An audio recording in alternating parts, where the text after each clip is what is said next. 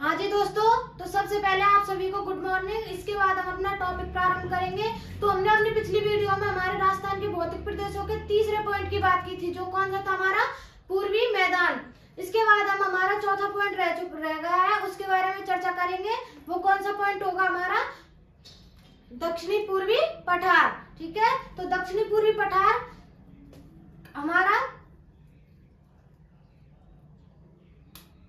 हमारे दक्षिणी पूर्वी पठार की बात करें तो देखिए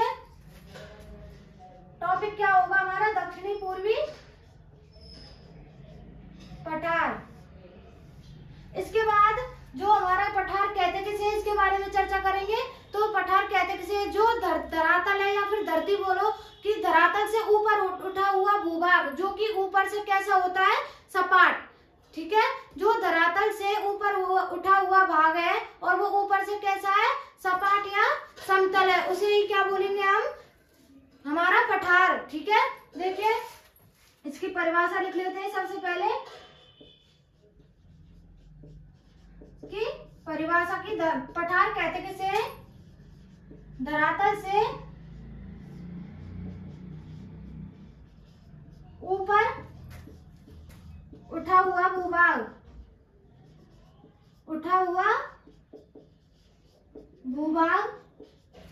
जो कि ऊपर से कैसा होता है? जो ऊपर से सपाट या समतल होता है। कैसा होता है? ऊपर से सपाट या समतल होता है, उसे क्या बोलेंगे आप? पठार। ठीक है, या फिर यह बोलो कि समुद्र तल से 600 मीटर की ऊंचाई पर स्थित जो भूभाग होगा उसे ही हम पठार बोलेंगे, जो कि ऊपर से कैसा होगा? समतल या सपाट। समुद्र तल से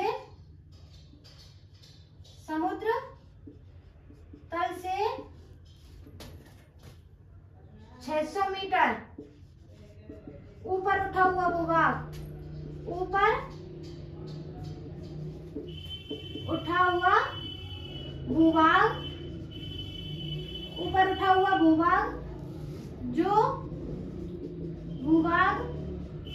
जो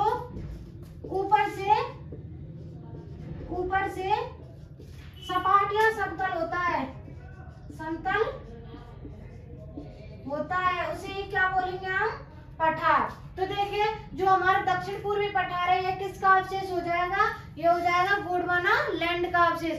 देखिए जो हमारा मैदानी भाग और मरुस्थली भाग था भौतिक प्रदेशों में, मैंने आपको 4 भाग बताए थे। कौन कौन से? एक तो होता था मरुस्थली भाग, दूसरा अरावली, तीसरा मैदान और चौथा पठारी भाग। तो देखिए इनमें से 2 पॉइंट ऐसे हैं जो कि तैथिस सागर के अवशेष है और 2 पॉइंट ऐसे हैं जो कि गोंडवाना लैंड के अवशेष हैं। तो देखिए जो मरुस्थली और मैदानी भाग है वो हो जाएंगे हमारे तैथिस सागर के अवशेष, और जो बचे कुछ 2 भाग है वो गोंडवाना लैंड के हो जाएंगे। मतलब दक्षिण पूर्वी पठार और अरावली क्षेत्र क्या किसके अवशेष हो जाएंगे? गोंडवाना लैंड के। तो देखिए यह गोंडवाना लैंड का अवशेष है, गोंडवाना लैंड का अवशेष है। गोंडवाना लैंड का अवशेष है, इसका मतलब क्या होता है कि गोंडवाना लैंड पहले कभी यहाँ पर गोंडवाना लैंड हुआ करता था। ठीक है, तो उसी में से जो ये बचा कुचा हुआ भूभाग रह गया उसको हम अपने राजस्थान में पठारी भाग कहा जाता है। इसके बाद इसकी हम जो ऊंचाई है उसकी बात कर लेंगे। फसल कैसी होती है, यहाँ पर मिट्टी कैसी पाई जाती है, जलवायु कैसी पाई जाती है, इसके बारे में चर्चा कर लेंगे। सबसे पहले ये जो हमारा दक्षिण पूर्वी पठार है, ये राजस्थान का सबसे छोटा भूभाग है। किसकी दृष्टि से? क्षेत्रफल की दृष्टि से राजस्थान का सबसे छोटा भूभाग कौन सा हो जाएगा? दक्षिण पूर्वी पठार। और देखिए जो हमारा दक्षिण पूर्वी पठार है ये कितना % है? तो राजस्थान के कितने भूभाग में ये दक्षिण पूर्वी पठार फैला हुआ है? 7% भूभाग में इसका जो दक्षिण पूर्वी पठार है वो फैला हुआ है राजस्थान के। और इस पर कितनी जनसंख्या निवास करती है? तो इस पर 11% जनसंख्या निवास करती है। देखिए यह राजस्थान का क्षेत्रफल की दृष्टि से, किसकी दृष्टि से, क्षेत्रफल की दृष्टि से सबसे छोटा भूभाग है, सबसे छोटा भूभाग है।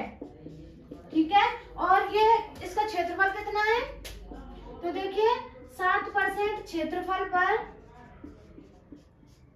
कितना परसेंट क्षेत्रफल है, 7% क्षेत्रफल है।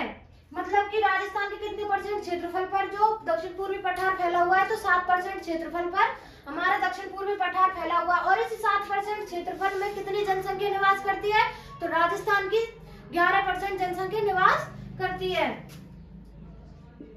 इसमें 11% जनसंख्या, कितनी परसेंट जनसंख्या निवास करती है, 11% जनसंख्या निवास करती है। ठीक है, ये राजस्थान का सबसे छोटा भूभाग है, किसके आधार पर, क्षेत्रफल की दृष्टि से, और गोंडवाना लैंड का अवशेष है। और कहते हैं किसे पठार, तो धरातल से ऊपर उठा हुआ भूभाग जो कि ऊपर से कैसा होता है, सपाट या समतल।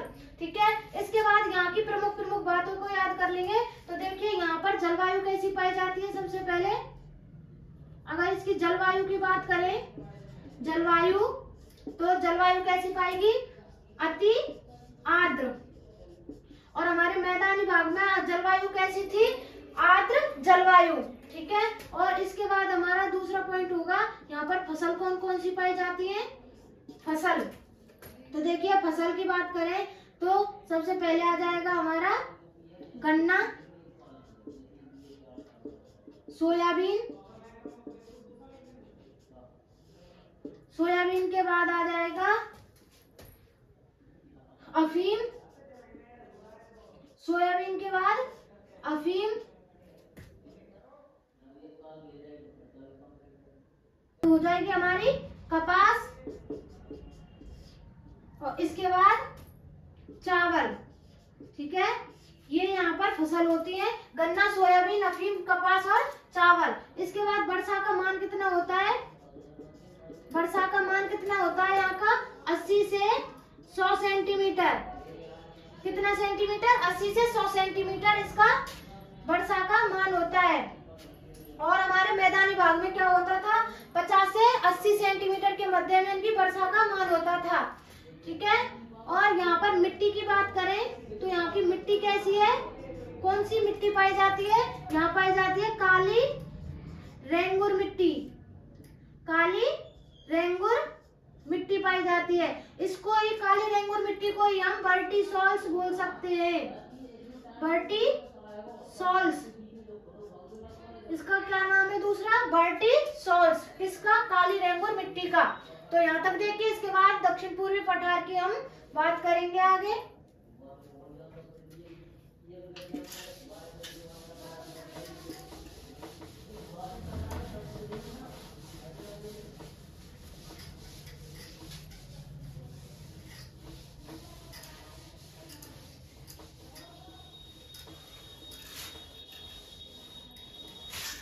तो देखिए सबसे पहले आप ये याद रखिए कि दक्षिण पूर्वी पठार को हम हाड़ौती का पठार भी कह सकते हैं, या फिर इसे माल प्रदेश भी कह सकते हैं। ठीक है, देखिए इसे हाड़ौती, हाड़ौती का पठार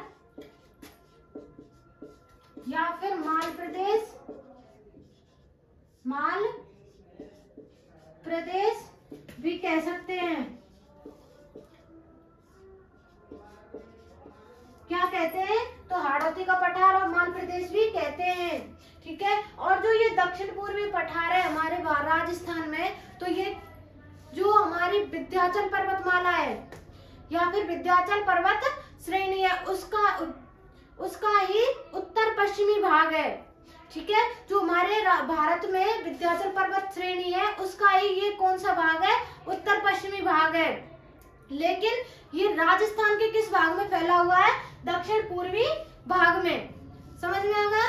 देखिए जो हमारी विंध्याचल पर्वत श्रेणी है भारत में, वो जो हमारा दक्षिण पूर्वी पठार है, ये राजस्थान के किस भाग में फैला हुआ है, तो दक्षिण पूर्वी पठार में, दक्षिण पूर्वी भाग में। ठीक है, देखिए ये है विंध्याचल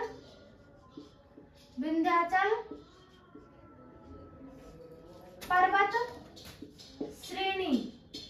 ठीक है, विंध्याचल पर्वत श्रेणी का उत्तर पश्चिमी भाग है, पश्चिम भाग है। ठीक है, देखिए ये जो विंध्याचल पर्वत श्रेणी है उसका उत्तर पश्चिमी भाग है और राजस्थान के किस भाग में फैला हुआ है? दक्षिण पूर्वी भाग में, दक्षिण पूर्वी भाग में फैला हुआ है, फैला हुआ है।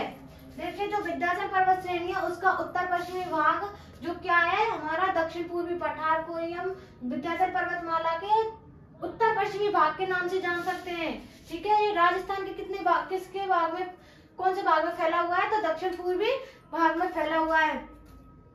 इसके बाद देखिए जो अब यहाँ की प्रमुख बातों को देखेंगे कि यहाँ पर नदी कौन सी है, बांध कौन से हैं, यहाँ की झील कौन सी है। ठीक है, तो देखिए यहाँ की नदियों की बात करें कि यहाँ की प्रमुख नदियां कौन कौन सी हैं।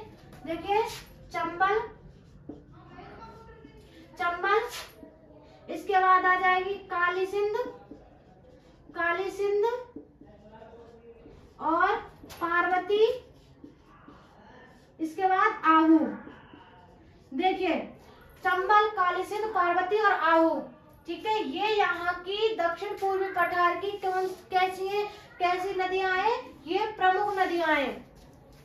देखिए जो ये चंबल नदी है इसकी ही ये तीनों सहायक नदियां हैं। ठीक है, चंबल नदी की ये तीन बाकी की मैंने लिखी है, ये तीनों चंबल नदी की सहायक नदियां हैं। ठीक है, ऐसे याद रख सकते हो। तो देखिए अब यहाँ की जो प्रमुख पहाड़ी है या फिर सर्वोच्च चोटी कौन कौन सी है? सर्वोच्च चोटी कौन सी है इसकी? सर्वोच्च चोटी चंदवाड़ी, ये कहाँ पर है? झालावाड़ में, झालावाड़ में। ठीक है, और इसकी ऊंचाई कितनी है? 517 मीटर, किसकी? चंदवाड़ी की। इसके बाद एक और है सतूर, इसकी एक और सर्वोच्च चोटी है, वो कौन सी है? सतूर, जो कहाँ पर है? बारां में। सतूर कहाँ पर है? बारां में। इसकी ऊंचाई कितनी है हमारी? 353 मीटर। यहाँ के बांध की बात करें, यहाँ बांध कौन कौन से हैं? तो देखिए अगर यहाँ के बांध की बात करें, बांध देखिए बांध कौन कौन से हैं यहाँ पर? एक हो जाएगा जवाहर सागर बांध,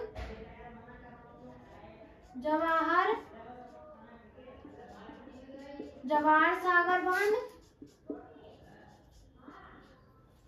एक हो जाएगा कोटा बैराज,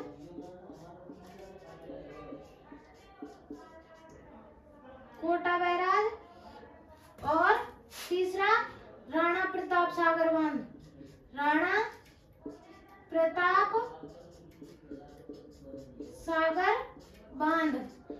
प्रताप सागर बांध।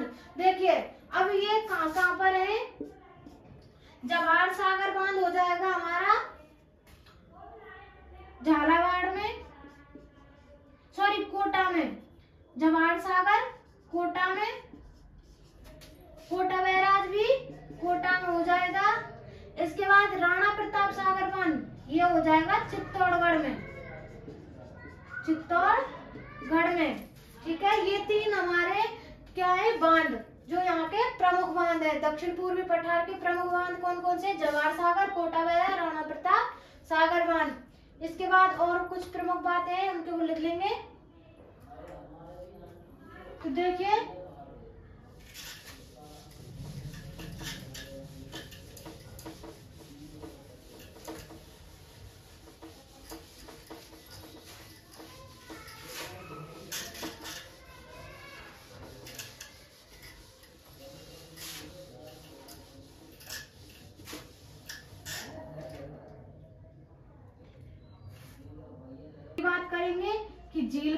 सी है यहाँ पर, कौन कौन सी झील है? तो देखिए रामगढ़, एक हो जाएगी रामगढ़ झील जो कहाँ पर है, बारां में। दूसरी हो जाएगी मानसरोवर, मानसरोवर या फिर बोलो कांडला झील, कांडला झील। मानसरोवर या कांडला झील ये कहाँ पर है? झालावाड़ में, झालावाड़ में। इसके बाद हम यहाँ के राष्ट्रीय राजमार्गों की बात करेंगे कि राष्ट्रीय राजमार्ग कौन कौन से गुजरते हैं यहाँ से। राष्ट्रीय राजमार्ग, ठीक है, राष्ट्रीय राजमार्ग कौन कौन से गुजरते हैं? तो देखिए एक तो हो जाएगा NH-52 जो कि सबसे राजस्थान का सबसे लंबा राष्ट्रीय राजमार्ग है, NH-52 यहीं से गुजरता है। दूसरा हो जाएगा NH-27 और तीसरा हो जाएगा NH-752, ठीक है। देखिए NH-52, NH-27 और NH-752। इसके बाद पर्वत की बात करें कि यहाँ की प्रमुख पहाड़ी या पर्वत कौन कौन से हैं? तो देखिए Mukundra hills, Mukundra hills, Mukundra hills कहाँ पर है? कोटा व झालावाड़ के मध्य, कोटा व या फिर कोटा प्लस झालावाड़ के मध्य में है, झालावाड़, कोटा व झालावाड़। इसके बाद दूसरी हो जाएगी हमारी घोड़े की नाल, घोड़े की नाल पर्वत, घोड़े की नाल पर्वत ये कहाँ पर है? बारां में, ठीक है। ये देखिए ये हो गए हमारी झील, राष्ट्रीय राजमार्ग और पर्वत। इसके बाद हम वन्यजीव अभ्यारण्य की बात कर लेते हैं। वन्यजीव अभ्यारण्य कि यहाँ पर वन्यजीव अभ्यारण्य कौन कौन से हैं? तो देखिए पहला हो जाएगा दर्रा राष्ट्रीय उद्यान, राष्ट्रीय उद्यान जो कहाँ पर है? हमारा झालावाड़ में, कहाँ पर है? झालावाड़ में। इसके बाद दूसरा शेरगढ़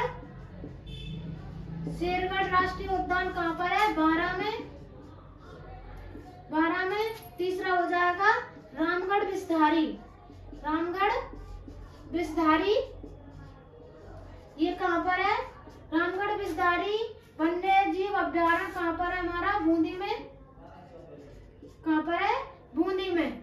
तो देखिए इसके बाद हम आगे थोड़ी बहुत चर्चा और करेंगे दक्षिण पूर्वी पठार की।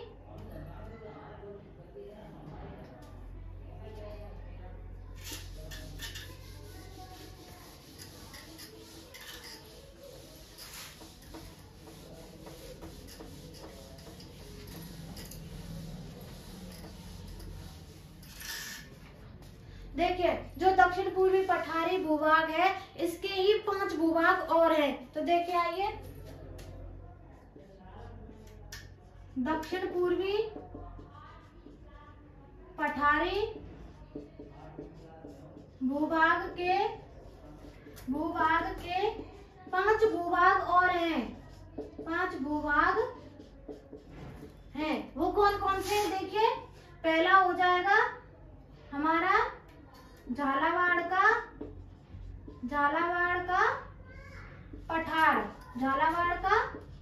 पठार। दूसरा हो जाएगा गंगधर, ठीक है, गंगधर। और तीसरी हो जाएगी मुकुंदरा श्रेणी।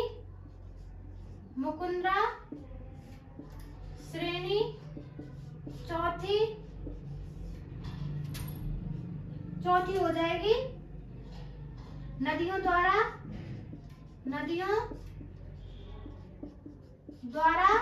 निर्मित मैदान।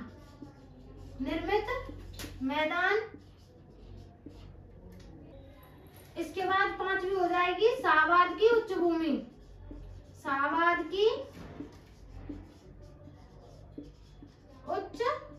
भूमि, ठीक है। तो देखिए दक्षिण पूर्वी पठार के 5 भूभाग और है, जो झालावाड़ का पठार, गंगधर, मुकुंदरा श्रेणी, नदियों द्वारा निर्मित मैदान और एक हो जाएगा शाहबाद की उच्च भूमि। तो देख लीजिए। तो चलिए आज की क्लास को यहीं समाप्त मिलते हैं अपनी अगली क्लास में। तो अभी तक के लिए धन्यवाद। अगली क्लास में हम अपनी जो दक्षिण पूर्वी पठार और बचा कुचा भाग है इसका, उसके बारे में चर्चा कर लेंगे। तो अभी तक के लिए धन्यवाद।